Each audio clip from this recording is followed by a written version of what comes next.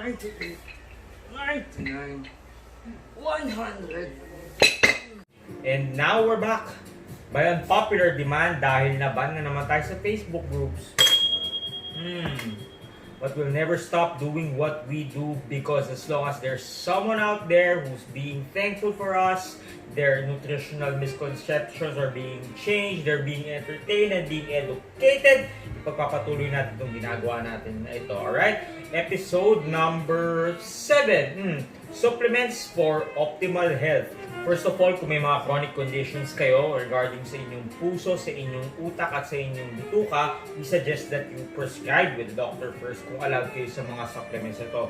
When everything else is a go, you add this with your training, with your rest, and your nutrition, and we promise you optimal health. And also, do know na wala kaming sponsor sa mga video na to, Kirkland, but it would be very nice na magkaroon kami ng sponsor.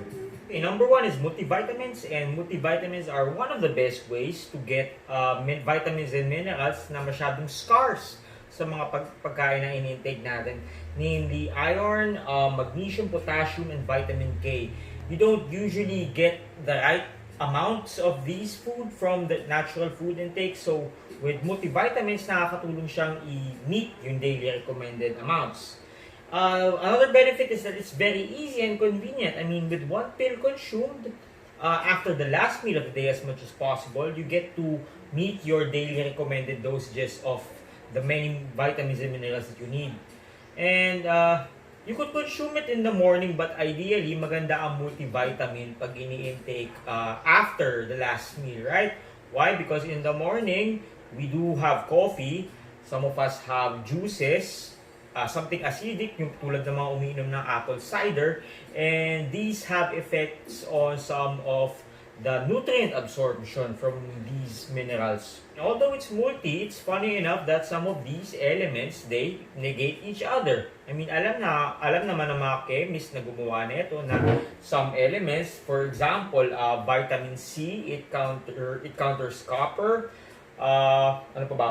Manganese, it counters iron, magnesium counters vitamin D, and all these things, even though the chemists already knew this, I still wonder bakit nilagay pa rin nila sa iisang multivitamin. Yung mga natural greens, researchers show that they are a better source, they're a better form of multivitamin na easily absorbed ng katawan. Parang ding-dong lang. EFAs, essential fatty acids. And not to be confused with essential oils, alright? Magkaiba yung mga to. EFAs are essential since our body cannot produce them and we need them exogenously. Particularly with EFAs, there are alpha-linolenic acid and linolenic acid, omega-3s and omega-6 that are needed for cardiovascular health, para sa ating puso, right? Reproductive health, and brain development, as we've talked about fats. Vitamin D, and not just any other vitamin D, but vitamin D3, right? There's a growing popularity for vitamin D. First of all, vitamin D itself is produced in the skin when we're exposed to sunlight. The role of vitamin D in the body is that it helps with the intake of calcium. So regardless kahit gaano kadaming calcium ang kainin mo, kahit pumapa ka ng powdered milk, hindi mo ma-absorb lahat ng calcium doon. Ang ginagawa ng vitamin D is that it allows the synthesis, the better absorption of calcium. Also, there's a growing literature na ang vitamin D daw may help mediate some sort of mood disorders, yung mga anxiety and depression. Vitamin D helps to regulate these moods. I'm not saying, or the literature does not say that pag kinain mo to magiging masaya ka agad, pero yung mga swinging na moods mo up and down, well, mas na-regulate with vitamin D. But then again, too much of a good thing is bad. Because vitamin D is a fat-soluble vitamin, and if you have too much of it, pwede siya ma-imbak sa iyong katawan. It can become very toxic. Coenzyme Q10 or CoQ10, pansin nyo, it has been growing popularity in the recent years because there have been many studies that show its efficacy when it comes to anti-aging. Well, because CoQ10 is an antioxidant, and kung narinig nyo yung term na antioxidant, imagine nyo na lang na binabawasan niya yung extra oxygen sa katawan mo. Oxygen is very good because we breathe in oxygen. We drink it in the form of liquid, right? H2O. Ang mga bakal, kinakalawang pag-expose sa maraming oxygen, pag nababasa and all those things. Well, it just so happens that we have these metals in our body, right? Ang dugo natin has iron, just for an example.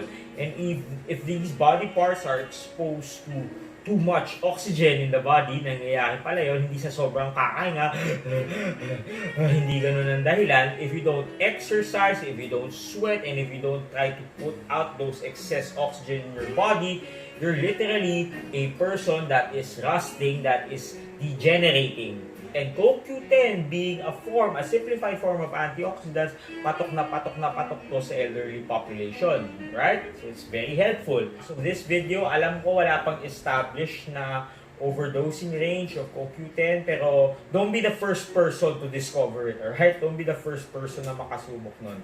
As much as possible, just follow the recommended dosages.